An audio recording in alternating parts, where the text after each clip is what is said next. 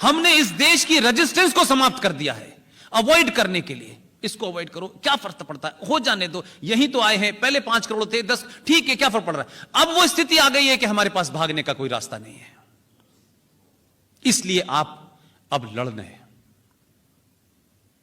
लिहाजा अगर सिंध के राजा दाहिर सेन का इतिहास आपने पढ़ा होता, 10 लाइनों का इतिहास है, उससे ज्यादा जानने की जरूरत नहीं थी। तो आपको सिंध चला गया, वो तो आपका एक अलग हिस्सा है कि जमीन के टुकड़े पे किसी ने कब्जा कर लिया हो।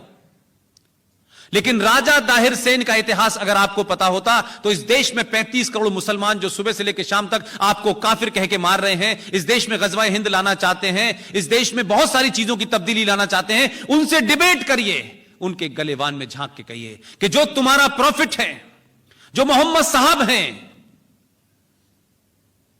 जरा सच बताओ, प्रॉफिट मोहम्मद साहब के दामाद का कत्ल किसने किया, मस्जिद में किया। जिस आदमी ने मारा वो अली के बराबर में लेटा हुआ था। अली फजर की सुबह की नमाज पढ़ने गए और उन्होंने उस आदमी से पूछा कि भाई तुम काफी देर से लेटे हुए हो, तुम्हारी तबीयत ठीक है? उसने कहा कि मैं आज एक बहुत बड़ा गुनाह करने जा रहा हूं, इसलिए मैं अल्लाह से माफी मांग रहा हूं। और जब वो खुद सजदे में झुके, उठा और उसने तलवार से उनकी गर्दन काट दी। उनकी पत्नी यानी मोहम्मद साहब की बेटी बीवी फातिमा को उनके घर में आग लगाती, जलते हुए दरवाजे से उनकी हत्या कर दी गई। करबला के मैदान में उनके नवासों को मारा गया। लेकिन इससे आगे की सच्चाई आपके लिए महत्वपूर्ण है। राजा दाहिर सेन जो हमारा राजा था, जिसका डीएनए हमारे अंदर हो सकता है, एक मीर कासिम जिस पाकिस्तान का हीरो राजा दाहिर सेन होना चाहिए था सिंध लेने के बाद भी, लेकिन उनका हीरो राजा दाहिर सेन नहीं बना, उनका हीरो मीर कासिम बना। वो मीर कासिम जिसने मोहम्मद साहब के परिवार में बचे हुए लोगों को, जिनको राजा दाहिर सेन ने अपने राज्य में, अपने किले के अंदर पनाह दी थी कि इनको कुछ नहीं होगा चाहे मेरी जान चली जाए, मीर कासिम से लड़े, उनकी बेटी बेटे सबको मारा और राजा दाहिर सेन को मारा, उसके बाद उनके नवासों को मारा। वो मीर कासिम पाकिस्तान का हीरो है, वो सिंध का राजा हीरो नहीं है। तो जिन लोगों को इस बात की शर्म है कि वो लोग हमें काफिर समझ रहे हैं, हम 5000 साल पुरानी उस सभ्यता के वाहक लोग हैं कि हमने उस वक्त कोई इलेक्शन नहीं था, कोई सेकुलरिज्म का एजेंडा नहीं था, तब भी हमने मोहम्मद साहब के खानदान को हमारे राजा ने अपनी जान देके बचाया।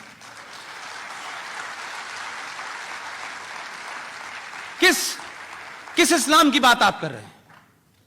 कहां की बात आप कर रहे हैं? किस गलतफहमी के शिकार हैं आप? आप इतिहास को नहीं पढ़ना चाहते? आपको गलत पढ़ाया गया और आपको लगने लगा कि यार उनसे पूछो कि तुम्हें शर्म है कि तुम उनको हीरो मान रहे हो जिन्होंने मोहम्मद साहब के खानदान को मारा है। और यह इतिहास कोई 5 जन्म में नहीं छपा, यह इतिहास सारा मौजूद है, पूरी दुनिया जानती है। मैंने इसीलिए कहा आपको आज के दौर के राष्ट्रवादियों को थोड़ी देर के लिए आंख बंद करके 5 मिनट के लिए सोचिएगा, हम हैं कौन। जिस दिन भी आपको अपने होने का पता चल जाएगा, यह देश बदल जाएगा।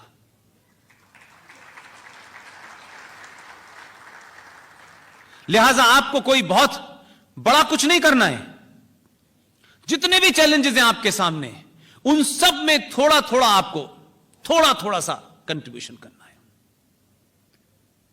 नवंबर आने वाला है, नवंबर में भी एक घटना घटी है।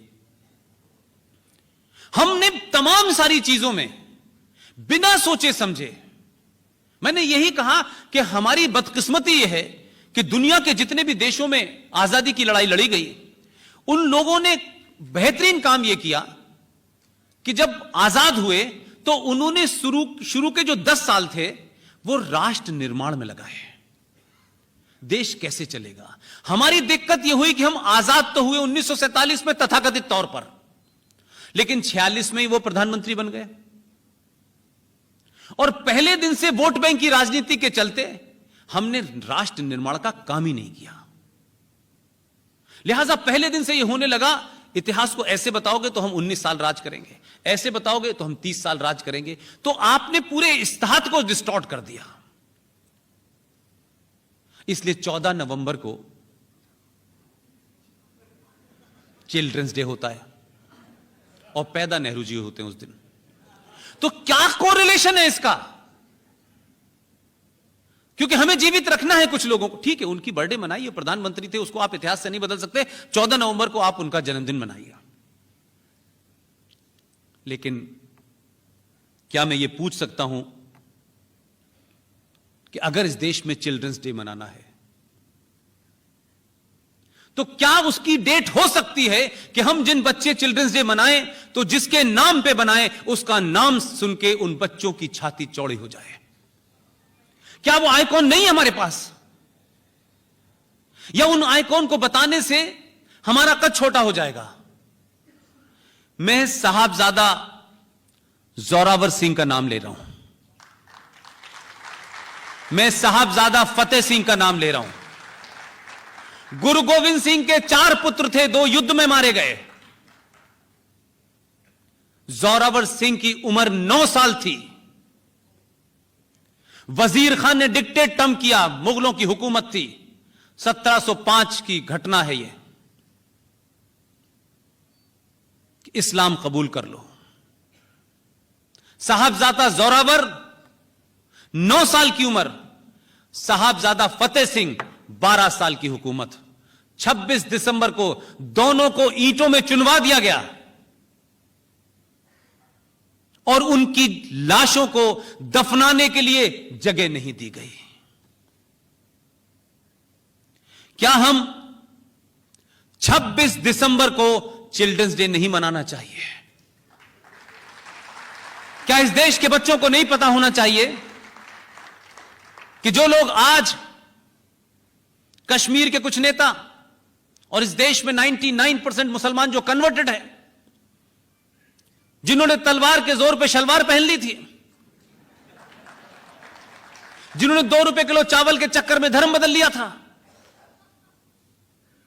वो जरा साहबजादा जोरावर सिंह से पूछे कि 9 साल के बच्चे ने कहा कि मैं धर्म नहीं बदलूंगा किसी कीमत में, तुम मुझे चाहे ईंटों में चुनवा दो।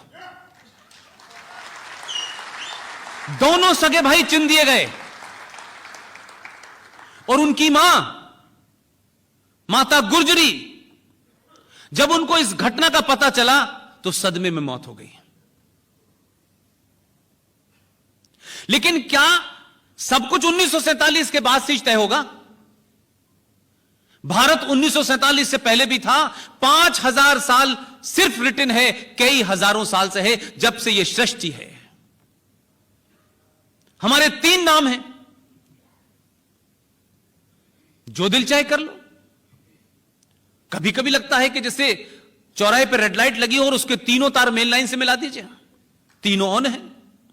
कोई इंडिया कह रहा है, कोई हिंदुस्तान कह रहा है, कोई भारत कह रहा है। आप तय नहीं कर पा रहे हम क्या हैं। हम भारत क्यों नहीं कहते इसको? लाल बहादुर शास्त्री का जन्मदिन है, उनका भी है। वो सरकार का काम है, सरकार जो करती है वो करे। मेरे मन में जो हीरो है वो हीरो है, जो नहीं है वो नहीं है। किसी को बुरा लगता हो तो लगे। और दुनिया का कोई कानून मुझे अपना हीरो चुनने में मेरे लिए बाधा नहीं बन सकता कि ये कानून है, इसको हीरो मानो। मैं नहीं मानता।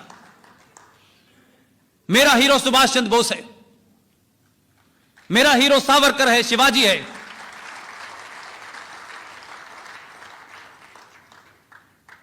मुझे अगर इसी पे तय करना है तो मैं किसी महान को हीरो मानूंगा। मैं बौनों को क्यों हीरो मानूं भाई? क्योंकि वो नहीं है, वो जवाब नहीं दे सकते। हजारों सवाल हैं उनसे भी, मेरे बहुत हैं, और उनकी शान में गुस्ताखी नहीं कर रहा। ठीक है, भारत सरकार का मामला है, वो वहां है। अभी आरटीआई कहती है कि उन्हें किसी ने महात्मा नहीं कहा था। लेकिन ठीक है, जैसे भी थे वो रहे। लेकिन आपसे मैं एक सवाल पूछ रहा हूं। महात्मा गांधी की गोली लगी, उन्होंने कहा हे राम। किसने सुना था? कौन था वहां? कान लगा के कौन सुन रहा था कि हे राम कह रही है? और कौन इतना बहादुर था कि गोली चलते में वो सुन रहा था कि उन्होंने क्या कहा है? हमने क्या गढ़ा है यार? सच बात तो बोलो, सच तो कहो यार। हम तो किसी पदवत पे नहीं है, हमारी कौन सी सत्ता जा रही है?